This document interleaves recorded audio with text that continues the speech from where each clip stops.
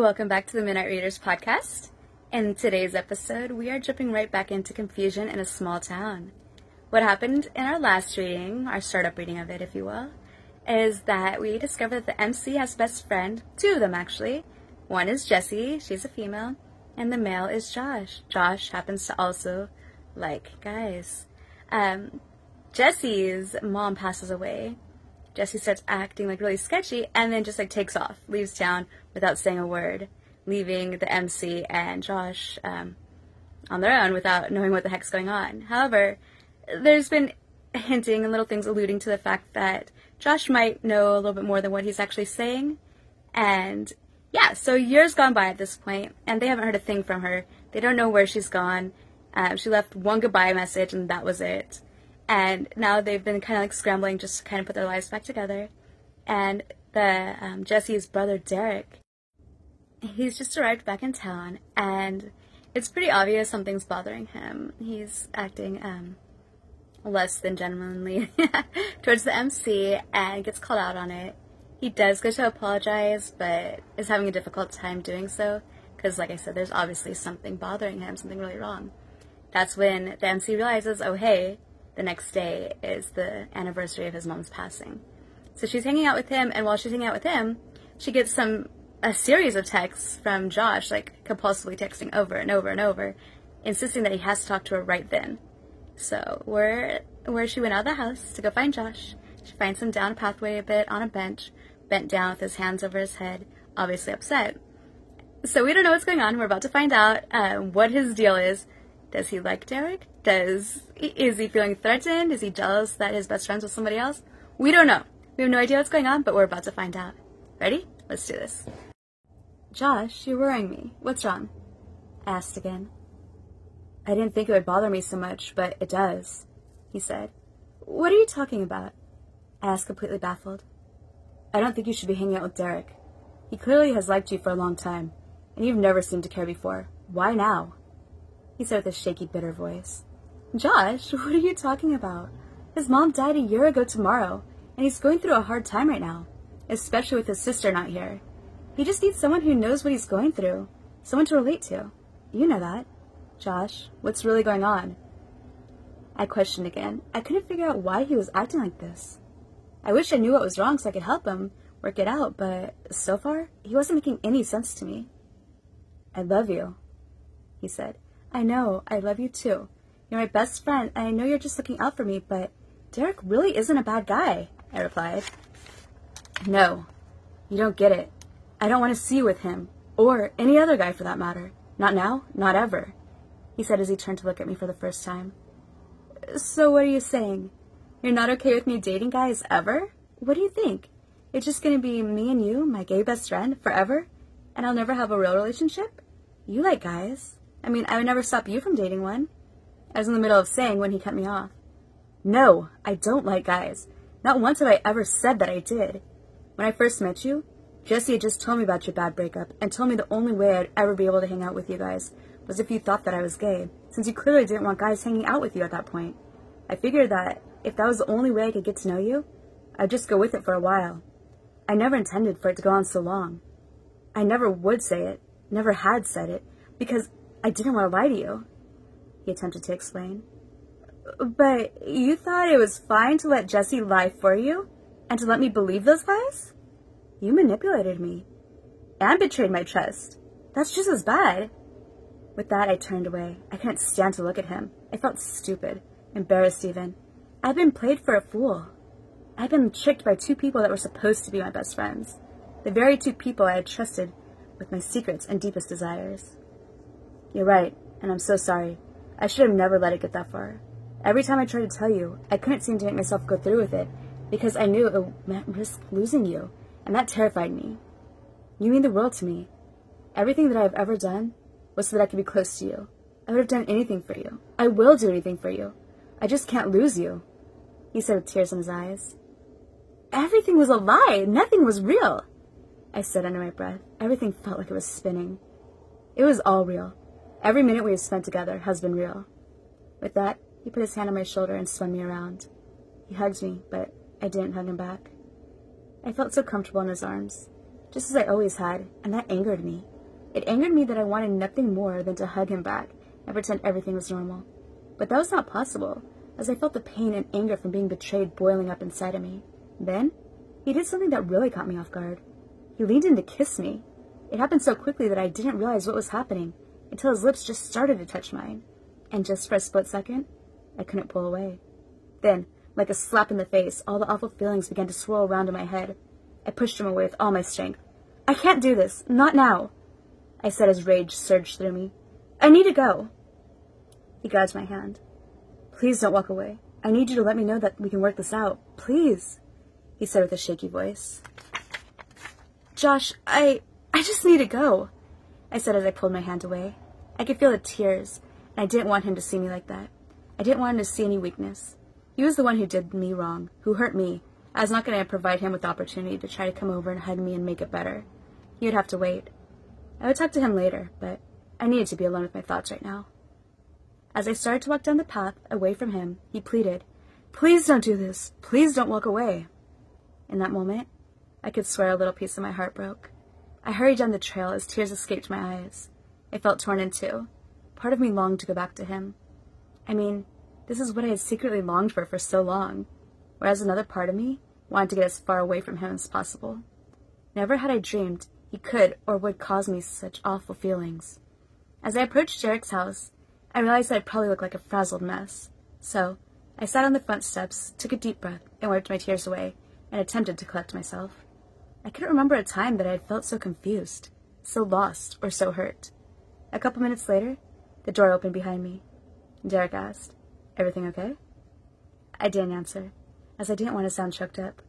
"Oh, everything's not okay," he said as he caught a glimpse of my face as he sat down beside me. "Want to talk about it?" "Not really," I replied, trying to appear composed. "Here, let's go inside," he said as he put his hand on my shoulder.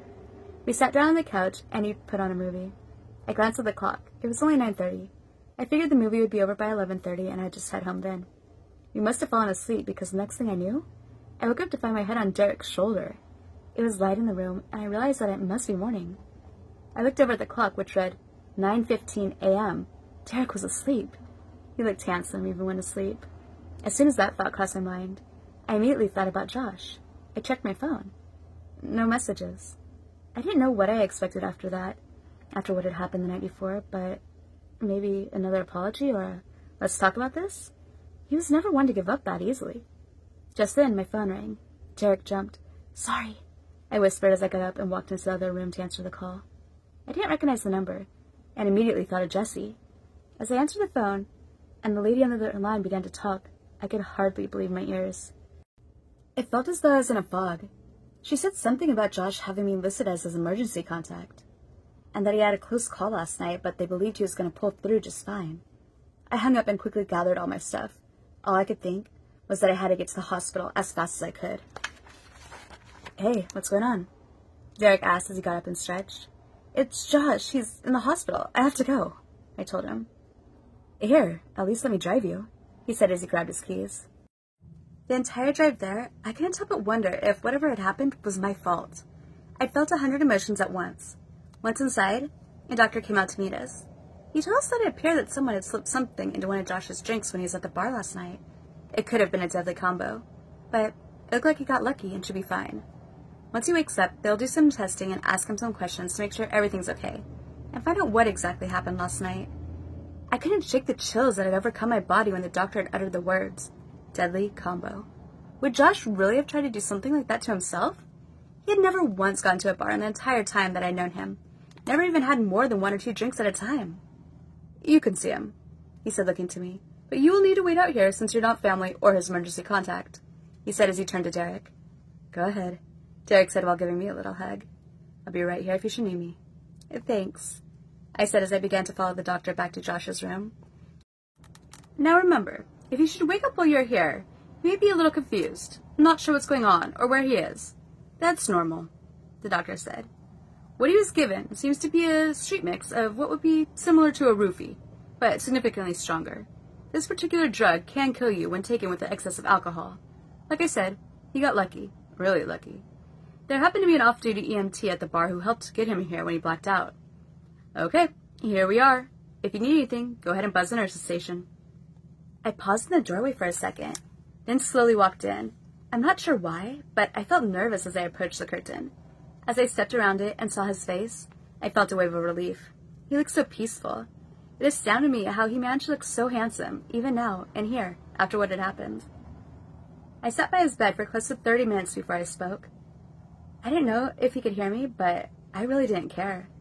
I was saying this more for me than for him. I had to get it off my chest. I reached out and held his hand. You scared me. I'm so mad at you for making me feel this way.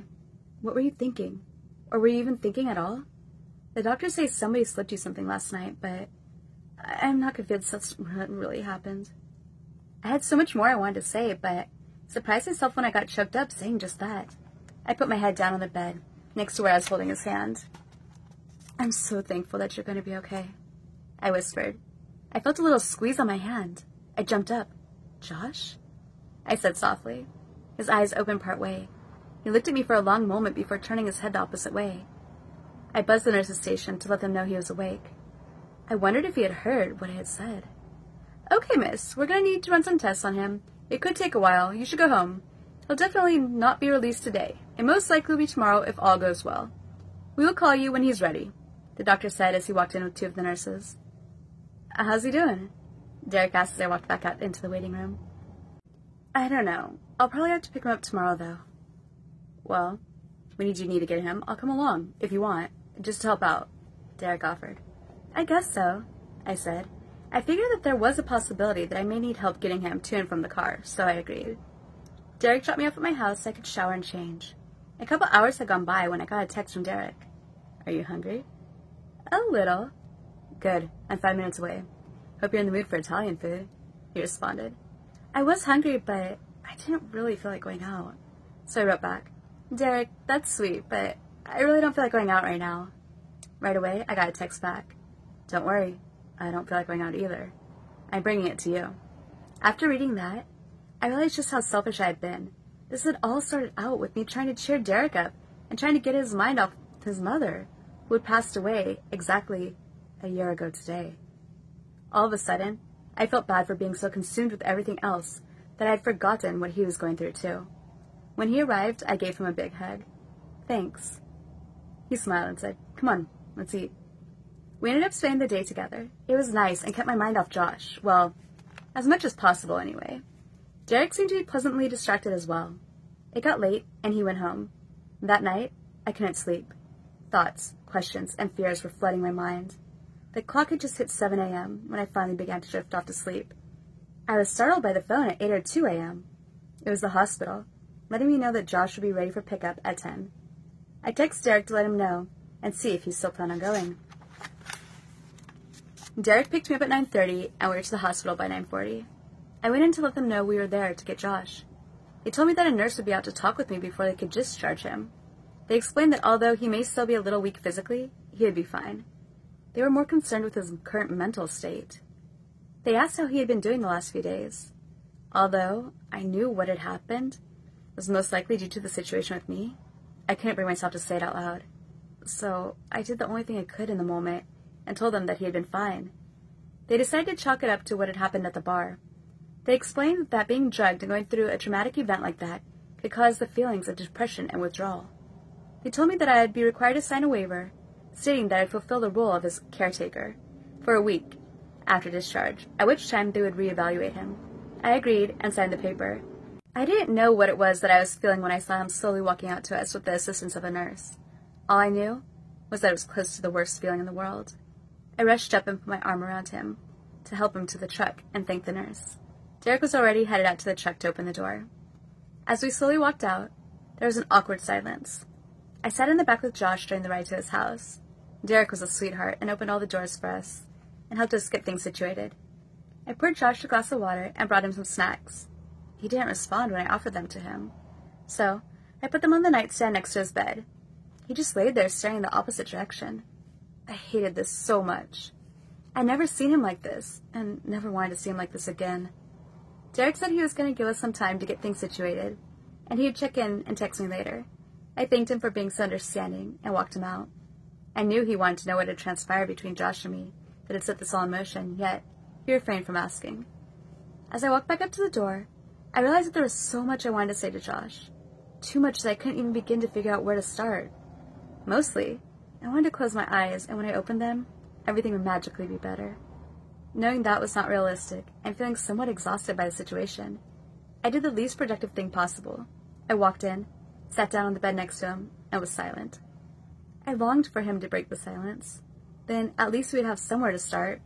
But he did not, and we did not. I sincerely wanted to know, needed to know, if he in fact had done this to himself, or if someone had truly slipped him something at the bar. It just seemed too coincidental. He had been my rock for so long, so strong. I couldn't even begin to wrap my head around the thought of him taking that path. I suddenly realized that despite my personal thoughts and feelings, I still had agreed to care for him. "Are you hungry?" I asked. He didn't say a word. "Okay, I'll take that as a yes," I said, not wanting to deal with the silence any longer. I went to his fridge and quickly decided to go shopping. "I'm going to run to the store. Is there anything in particular you want me to get?" I asked. Again, no surprise. He didn't respond. I grabbed my purse and headed down the street to my house to get my car. All the way to the store, I saw Derek's friends at the park. Byron waved me over and motioned for me to stop. I pulled over and he ran up to the car. "Hey, how is he? I feel like it's my fault," he said. "That's funny. I sort of thought it was my fault. Wait, how could it possibly be your fault?" I questioned, suddenly realizing what he had said. "Well, he was just such a... Gosh, how do I even say this? He was just such a mess last time I saw him. I mean, I felt bad. He's a cool guy. So I gave him something that would make it so he wouldn't feel anything. Just for a day or so.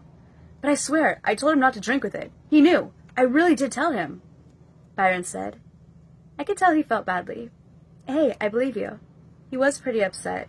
There's no way you could have known what he was going to do. The doctor says he should be fine in a few days," I reassured him. "Please tell him I'm sorry," Byron said before turning and walking away. Well, there was my answer. He had taken it intentionally. Something didn't seem quite right, though, and I couldn't help but wonder if Byron was telling the full truth. Had he really told Josh he shouldn't drink with it? He almost seemed overly guilty when telling me his version of what had happened. I continued to the store. I picked up enough groceries to last the week. As I headed back to Josh's house, I was surprised to realize that I felt a bit of anxiety about returning. So much so that I decided to stop at my house, which was on the way, to pick up a couple of changes of clothes and a few other things that I may need. Okay, no more stalling, I thought to myself. It's time to go back over there and do what I had agreed to do.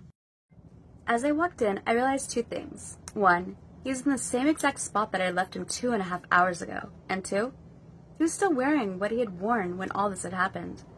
It was a dark bluish green button-down shirt, with the sleeves rolled up to his elbows, and a nice pair of dark blue jeans. I wondered how far exactly my duties were supposed to go when caring for him. He was going to be fine, so surely he could change himself without being reminded, right? But then again, if that were the case, why would he need a caregiver? He couldn't be comfortable, I thought to myself. I decided that I'd go put the groceries away, and then get him to go change into something more comfortable. While putting the groceries away, I glanced around. I couldn't believe that I hadn't noticed before how many pictures of us he had. I shocked myself when a tear rolled down my cheek. It finally hit me. I could have lost him. Forever. I quickly wiped the tear away. I knew I had to be strong right now. I went and sat right next to him. I wasn't going to let him just lay there and ignore me anymore. "You should change. What do you want me to get out for you to wear?" I asked. No response. I went over and got out my favorite pair of his comfy sweats and a t-shirt. "Here," I said as I brought the clothes back over to him. He didn't even so much as look at me. "Fine, we can do this the hard way," I said, feeling a bit enraged. I started to unbutton his shirt and then realized how awkward this was now that the situation had changed between us. "No, you should do this," I told myself. He kept his head turned away from me the entire time. I finally got his shirt off and forced myself not to pay attention to his picture-perfect abs. It just felt wrong. I couldn't take it anymore. We had to talk about it. We always talk things out. As I put his tea over his head, I gently put my hand on his chin and turned his head towards me. Although he was now facing me, he averted his eyes and looked right past me. "Josh, you're going to have to talk to me eventually," I said, a bit frustrated. I saw tears swell up in his eyes. I put my hand on his shoulder and was about to say something when he jerked his shoulder away. Just leave me alone, he said as he slowly got up and went towards the bathroom. I started to go after him, but thought twice after realizing that it might be a little invasive to follow someone into a bathroom. He had left the bathroom door slightly ajar, and I heard the shower turn on and was relieved he was at least doing that. I decided to make him some food. I had just started to mix the salad when I heard a loud thud come from the bathroom. Immediately, I ran to see what it was. When I opened the door, I saw Josh in the shower. He still had his boxers on. His back was to me, and he was leaning on the shower wall. "Are you okay?" I asked, shocked at what I was seeing. When he didn't answer, I acted on pure impulse, and without thinking, climbed into the shower without removing a single piece of clothing. I wrapped my arm around him to make sure he was stable. I could feel his chest rise and fall. "I wish I could make this better," I said under my breath. Just then, he turned and slid down to a sitting position. I turned the water off and sat down next to him. He put his arm around me. Here was the Josh I knew. I felt a slight wave of relief. Just then, my phone rang. He quickly pulled his arm away. "What?" I questioned. "Don't you want to see if it's Derek?" he said in a low voice. "What? Is that really what you choose to say to me after all this? Are you serious?" I yelled at him. I hadn't meant to yell. It just sort of came out that way. "I can't believe how you're acting right now," I said as I climbed out of the shower sopping wet. I grabbed a towel off the shelf and turned my back to him. I could still see him out of the corner of my eye, in the reflection of the mirror. He was staring at me with a blank stare. I took off my sweatshirt and attempted to dry my hair. When I flipped my hair back up, I noticed him still looking. With my back to him, I took off my wet tank top and wrapped the towel around me. I slid my pants off from under the towel. I walked over next to him and hung my clothes over the showered rail. I then walked over to the towels and tossed one at him. I went to his bedroom. I quickly pulled out some dry clothes out of my bag and changed. He was still in the bathroom when I finished changing, so I quietly snuck out my phone. I saw that it had been a text message from Derek. It read, "Byron wanted me to tell you that he's really sorry and feels really bad. If there's anything he can do to help, let him know." For some reason, that message infuriated me. I stomped back over to the bathroom and barged in. I had to pause for a second as he looked up shocked. He was just finishing wrapping the towel around his waist and clearly not expecting me to come in. "So, since you want to talk about who is texting me, why don't you tell me why Byron is telling me to tell you how sorry he is and why he feels guilty? Let's talk about that," I snapped at him. He looked at me and walked right past me, bumping into my arm. I followed him out. "Well?" I said. He picked up his sweatpants that I had gotten out for him earlier. With his back to me, he dropped the towel and started to put on his sweats. Embarrassed, I quickly walked away and went into the kitchen. Angrily, I finished mixing the salad and made some dinner. I took my time as I was attempting to plan my next move. I couldn't even figure out where to start. I was simply baffled and a little enraged by his erratic behavior.